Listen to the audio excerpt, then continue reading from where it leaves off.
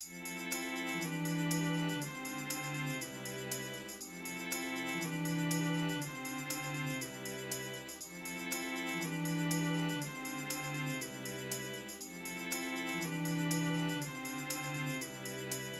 a time when the civil rights struggle is presented as a bedtime story with a beginning, middle, and end, it is important to visit the work of SNCC and their call for transforming American democracy.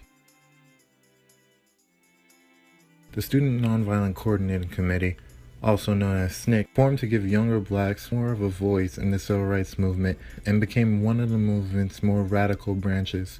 In the wake of the early sit-ins at lunch counters closed off to blacks in Greensboro, North Carolina, Ella Baker, then director of the Southern Christian Leadership Conference, helped set up the first meeting of what would become SNCC. She was concerned that SCLC, led by the Reverend Dr. Martin Luther King Jr., was out of touch with younger blacks who wanted the movement to make faster progress. Ella encouraged those who formed SNCC to look beyond integration to broader social change and to view King's principles of nonviolence more as a political tactic than a way of life. The new group played a large part in the freedom rides, aimed at desegregating buses and in the marches organized by King and SCLC. Under the leadership of James Foreman, Bob Moses, the Student Nonviolent Coordinating Committee also directed much of the black voter registration drives in the South. In 1966, Stokely Carmicheal was elected head of SNCC and popularized the term Black Power to characterize the new tactic and goals, including black self-reliance and the use of violence as a legitimate means of self-defense. He also drew attention to the plight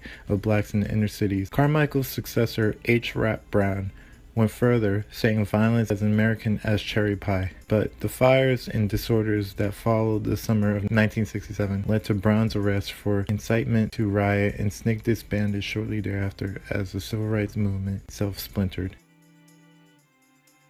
The impact of SNCC cannot be underestimated. It showed the collective power educated young black people could have on the American democracy and civic engagement across the United States. They risked life and limb in order to imbue the black community with the knowledge of laws and how to change the unjust ones that were affecting their lives. Not only was SNCC a forerunner of creating leadership within the black community, but also in the foresight to allow integration within their own organization. Black and white people work together and risk their lives in order to make sure that the most marginalized of society had the power to vote that could ultimately improve their quality of life. Without SNCC, most of the battles and most of the victories that we saw within the civil rights that were most prominent and had the greatest impact on the changing of laws and the changing of mindsets within America would not have come to pass. Let us use their example of integration, standing up for truth and justice, for fighting the status quo, and for the collective partnership of old and young, white and black, female and male,